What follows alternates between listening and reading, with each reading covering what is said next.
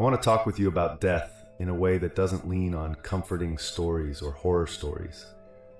Just us, looking very carefully at what we actually know from the inside. Not what we've been told, not what we imagine, but what is directly true in our own experience. Right now, as you listen, there are two things going on. There is awareness itself, the simple fact that something is being experienced at all. And then there are the contents of awareness. Sounds, sights, sensations in the body, thoughts, emotions, memories, even the feeling, this is my life. Everything you call my world, my body, my thoughts, shows up as content in that field of awareness. Awareness is the open space. Everything else is what appears in it. Earlier, we looked closely at the I you feel yourself to be. When you try to find this I, some strange things happen. You never find a separate owner of awareness. Any me you point to is something being noticed, not the thing doing the noticing. You never pin down a stable location where this me lives. Any sense of, I am here behind the eyes, turns out to be a sensation or image, again just content. You never touch a solid line of me. Stretching from childhood to now, you only touch present memories and stories about that line. The I that is born, lives, and dies appears as a pattern in awareness. Body sensations, memories, roles, and a voice in the head repeating, me, my, mine.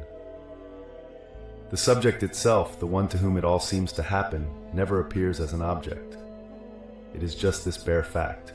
There is experience. Now bring death into this picture. From the outside, death is simple to describe. A body stops moving, the brain stops functioning, processes wind down, doctors can measure it, we can watch it happen to other people. From the inside, it is a mystery. You have never experienced your own death. You only have thoughts about it. One day I won't be here. You have feelings, fear, sadness, resistance, triggered by those thoughts. You have analogies, deep sleep, fainting, anesthesia, but you don't have a first-person sample of being dead. The mind fills that gap with an image, a kind of endless blackness, a total nothing. Now here is the first hard logical point. Ask yourself, can you ever experience the absence of awareness? Take deep sleep as an example. From the outside, someone might say, you were completely unconscious. From the inside, what do you actually have? You remember being awake at some time, and you remember being awake later saying, I was out, I don't remember anything. The gap between those two moments is never lived from the inside as nuanced. Now there is absolutely no awareness. There is awareness, then later another moment of awareness that thinks about a gap. The same thing happens with anesthesia, before, after, and a story about nothing in between. The idea, I will experience absolutely nothing forever, sounds terrifying, but it hides a contradiction. The moment there is any experience of that nothing, even a sense of blackness, awareness is already present. If awareness truly is absent, there is no one there to suffer it. So the picture, me, stuck in pure nothingness forever, exists as a thought appearing now in awareness. It never shows up as a state you can inhabit. This does not prove what happens after the body dies. It simply shows that our usual fear image cannot be an experienced reality. It is logically impossible to live through the total absence of living through anything. Next, ask what exactly is it that dies? The body as an object in the world clearly breaks down. Cells disintegrate, processes stop. From the outside, that is obvious. For the character you take yourself to be, this name, this history, this personality, death is the end of that storyline continuing in the way it has. The movie called My Life comes to a close. But look again at what you are most fundamentally. In your own experience, awareness never appears as a thing among other things. You never watch awareness itself begin. You never watch it end. You only witness changes in content, waking up, falling asleep, going under, coming out. You see scenes start and finish. You don't see the screen being born or dying. When you say, awareness started when this brain lit up and it will end when this brain shuts down, you are borrowing a story from what happens to bodies and projecting it onto something you have never actually seen start or stop. It is an assumption, not an observed fact. The dream metaphor makes this more intuitive if we use it carefully.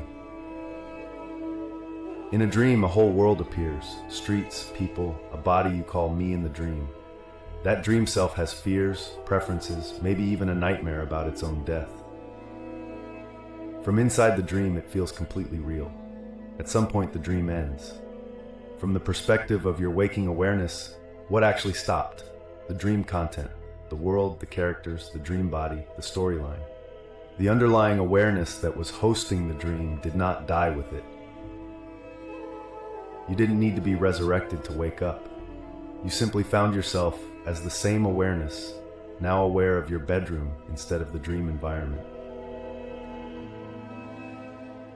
For the dream character, the thought, I might disappear into nothing forever, could be terrifying.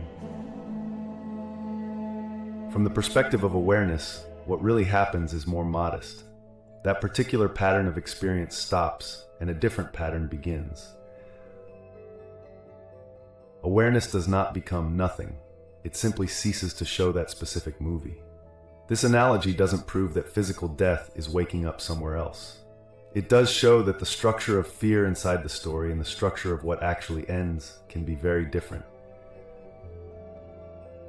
Inside the story, the character fears my total annihilation. From beyond the story, what ends is the story. So, when you say I'm going to die, there are two very different layers packed into that one sentence. One layer is absolutely true. The body-mind pattern that you recognize as your personality will not go on in its current form forever.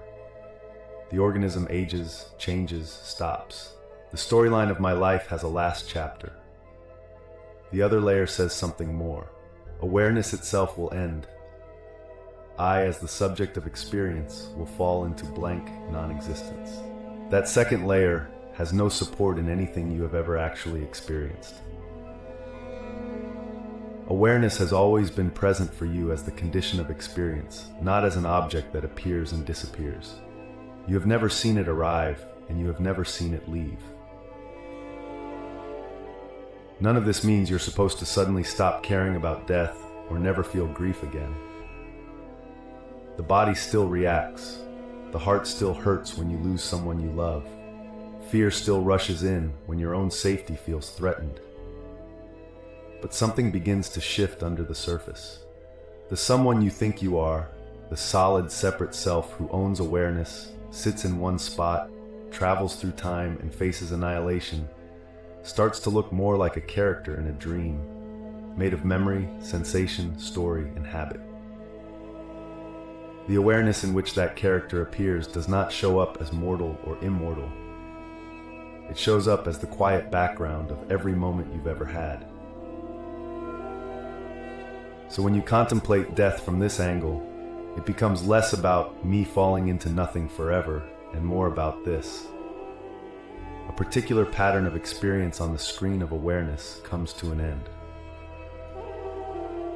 The fear belongs to the pattern. The pattern itself belongs to awareness. You don't need to turn this into a belief. You don't need to force yourself to feel peaceful about it. Just notice, gently but clearly, how the usual picture of death doesn't survive serious inspection, and how the eye that trembles in front of that picture is already right now something much looser and less solid than it appears.